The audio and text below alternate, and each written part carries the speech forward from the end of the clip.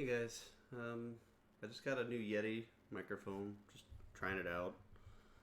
See how the sound quality works. But since I'm already talking, I figured just go ahead and talk about something that's been kind of, I don't know, not bothering me as much as just kind of something I've been thinking about that just going on in our industry. It's been around for a long time. I think people have brushed it against it a little bit, um, talked about it a little bit, but it's just something that I don't know. I'm just throw it out there, and see if everybody else or anybody else thinks the same. Um, how do I think I'm talking about the kind of the hero culture that we've got going on. What I mean by that is, especially in the IT world, there's uh, this glorification, if you will, almost like a hero worship or like a Herculean thing where we expect everybody to make these diving catches all the time with with a project or a thing, some thing that we're doing, right? That's the expectations are wrong or the timing is wrong, and the business has committed something, or somebody committed something without talking to you, or just whatever, right? You're there's something you need to do, and you make the diving catch, right? Because that's what you're expected to do. You want to do a good job. You want to be the person that saves the day. Um, so it becomes like almost like a hero culture, a hero worship culture where we kind of glorify the diving catch in our work. You know, so in a lot of toxic work environments, they perpetuate this because they want to push, everybody do more with less, everybody, and have everybody think that burning themselves out is the right thing to do. That's how you get ahead, and that's how you win the game, right? You spend 30 hours trying to get something working so that you can meet a deadline. You spend all night on the phone with tech to solve problems. Fix something that's broke. Uh, whatever it is, right? A lot of toxic workplaces have this idea that they can do more with less. So like a RIF or a reduction in workforce of some kind, and we'll cut two people. It's okay. We've got two left, or something like that. It's a four-person team, and those people that are left keep making the diving catches, right? They keep doing the work, and they keep they're doing the work of the four people, or even three. If you want to be cynical and say one guy was just sitting around waiting to retire, they're doing the work of three people, whatever. Um, but the work's getting done. So from a leadership perspective, you're looking at it, and leadership's saying, "Hey, work's getting done with less people. Everything's working out. We were right to do a reduction in workforce, and obviously, the people are still doing the work. They're making the diving catches. Business is getting done, and so we don't need to do anything, right?" So the problem with that is that becomes the norm, right? So now the diving catch, the goalpost gets moved. Now the diving catch is just how we play the game. We play the game by diving catches now. And as long as business keeps getting done, that doesn't seem to be a problem, right? So, I just think that's something that over time has become a glorified thing, right? Like, you're almost proud of it. Oh, I stayed up 30 hours and I beat this deadline. I met this deadline that the business is committed to, or whatever, right? I did this thing that I shouldn't have been able to do, and that's great. And I mean, it is great to some degree. It's great, but the problem is that when that becomes the norm, right? When that is the job, and when you're burning yourself out. And that's something that is not visible on a number sheet. The amount of extra wear and tear you're putting on your people, on yourself, to make those diving catches, to get that glory, to be the hero. So I think of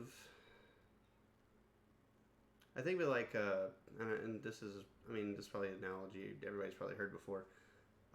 So if you think of your business or your org, your team, your department, if you think of it like a car, okay, and say the leadership of your organization or whatever it is the driver, right? Like I said, it's a pretty obvious analogy, right? Is the driver, and that makes you guessed it, you get to be a part of the car, right? You're a worker in the org, so you're a part of the car. You're the tires, you're the oil filter, whatever. You're some part of that car. And that part of that car, they need you. You're part of the car, and you're an important part of that car. That car's not crossing the finish line without you.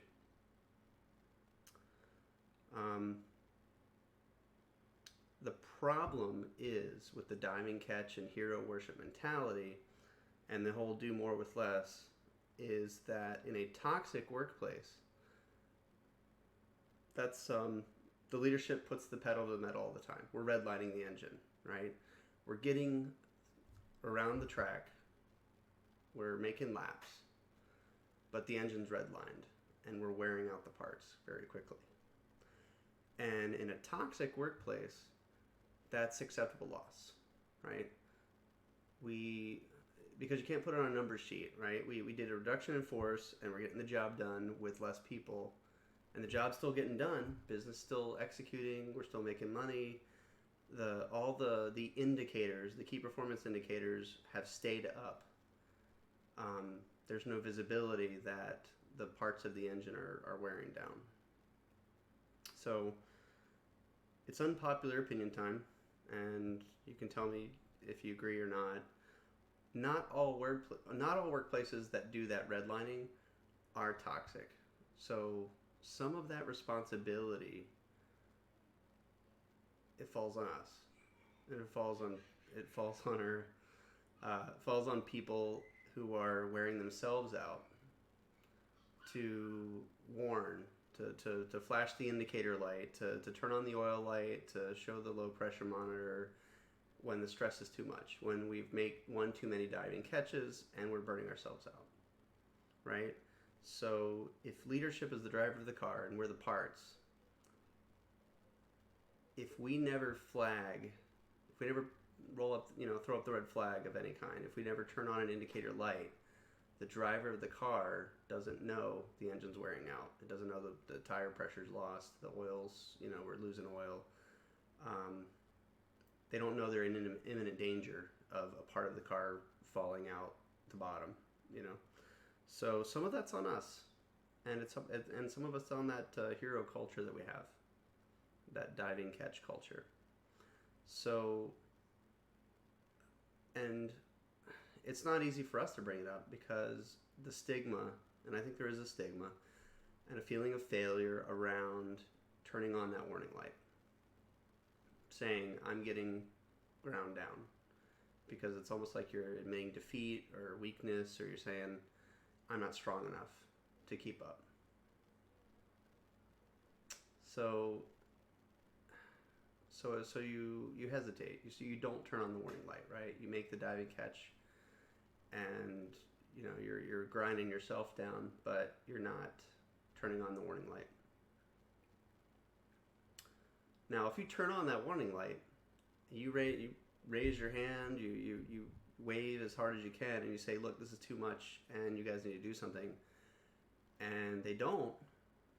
Leadership doesn't do anything. If that happens, if you're flashing that indicator light like hell and the driver keeps redlining, that's you did your job, right? You did what you could, and you need to get out of there, because if you raised your hand, you turn on the indicator light, you said this part is failing. If you keep redlining the engine, we're all going to crash.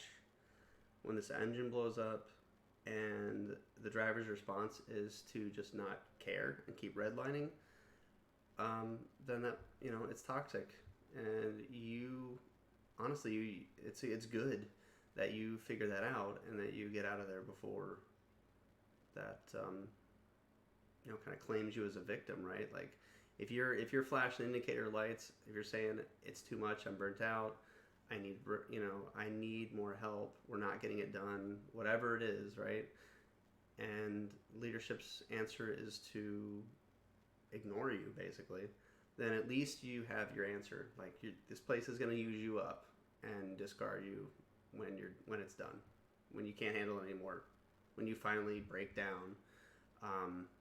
You're just going to get discarded because the place doesn't care, right? So at least you have that information, right? So what I'm saying is, I know there's a stigma. I know we like to be heroes. I know we like to make the diving catches, but you got to be careful not to burn yourself out and at the same time. And you have to be unafraid to flash that indicator light when when you've reached your limit.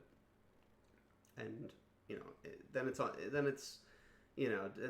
it's just up to leadership or whatever, right? It's just you got to figure it out. But if you're not turning on the warning lights, you can't put the onus on leadership to just figure out, oh well, we're using up our parts. Sometimes it's obvious, right? Like in extreme cases, you had 11 people on your team and you lost 10 of them, and you're the only one left. Yeah, I don't think leadership shouldn't have to explain to leadership, hey, yeah, this is going to be a problem, by the way. I have to pick up 11 people, 10 people's work plus mine. But in a lot of cases, of course, that doesn't really happen, right? You lose one, one leaves, it's, something like that. And, the wreck, it disappears after that person leaves. And just over time, you're doing more with less. And like I said, as long as the business is getting done, nobody's going to do anything about it, right? The answer is, oh, well, business is getting done, so we obviously didn't need those people. We didn't need that, workflow, whatever it is that we've divested ourselves of. So I guess the point I wanted to make is, one, I don't agree with glorifying the diving catch hero worship culture. And two, it's on us too to be to flash those indicators, to turn on those warning lights when things are getting too much, and to break that stigma of doing that. We all know what a toxic environment looks like, right? But we're conditioned, in my opinion, we're conditioned to see succeeding in spite of, rather than because of, as a good thing, right? To be the hero. And so we often don't raise our red flag enough. And until that driver sees the warning light, we as the parts of the car, if you will, bear the pressure of the failing alone. So I don't know. I didn't really coach myself or put that together too well. I did a little bit off the cuff. So I hope I made some sense. Hope I didn't ramble too much. But I am curious to see what other people think about that. So let me know what you think in the comments or below. You can always drop that on my blog and email me there, whatever. Just curious to see what other people in the industry feel. All right, have a good night, guys.